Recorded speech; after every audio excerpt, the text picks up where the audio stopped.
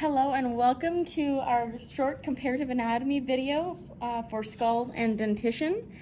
So here we have a canid species, and as you can see with the canines being nice and pointy for shearing, that this is a carnivore.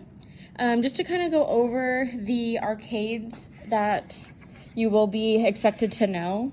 The left side is the 100s. The animal's right.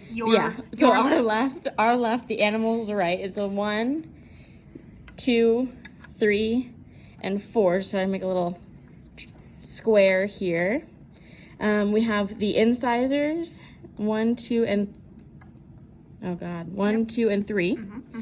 You have the canine, the premolars, and the molars, and that's more or less the same on each side.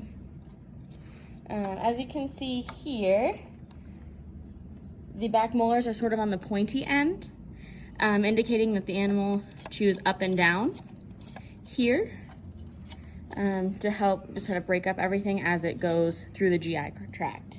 Just to help kind of illustrate that, canines especially, carnivores rather, especially have a lot of muscle.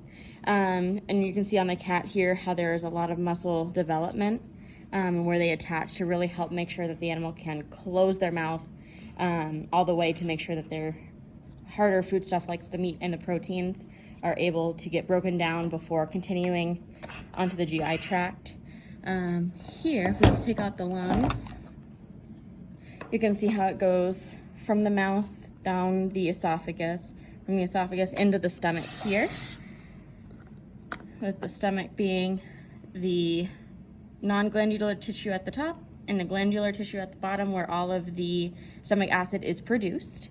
From there it goes into the small intestines, then to the large intestines, into the ascending colon, transverse colon, descending colon, the rectum, and the anus here. Just because the animals that are on the carnivorous spectrum, they have a shorter GI transit time because they do not have to get all of their nutrients from the inner portions of their food. So they don't have to ferment to get all of the good stuff out of it. So let me just go back here, but as you can see, they go up and down as opposed to side to side. Okay, so now we'll go ahead and talk about the skulls of herbivores. So here we'll be comparing an equine skull with a ruminant. This is a bovine. So here, the first thing you can notice is that this mouth is very elongated, and it has a lot of flat surfaces, which are better for grinding food, versus a carnivore, which has more of a rip and tear. Their TMJ goes side to side, right? So carnivore goes up and down, herbivores go side to side, and then omnivores do a little bit of everything. So the first thing to notice would be the flatness of the teeth. So everything back here is flat. They're not smooth. They still need texture in order to grind their food properly. You'll learn that that's something you don't want to do when you float teeth, is grind it completely smooth. But in general, they don't have as many pointy surfaces to grip and tear. It's more for grinding. So then we'll kind of go over the numbering system. So it's the same in horses. You've got their upper right is 100, 200, 300, 400. And then they've got 3 incisors on the front. They do have a canine tooth included in their numbering system. This specimen has an upper and a lower canine. This is more common in males, but it can happen in females. Some horses will never get them, just depends on the horse. The next tooth in the numbering system would be a premolar. These are also called wolf teeth, so those are always your premolar number 1, but this specimen doesn't have them.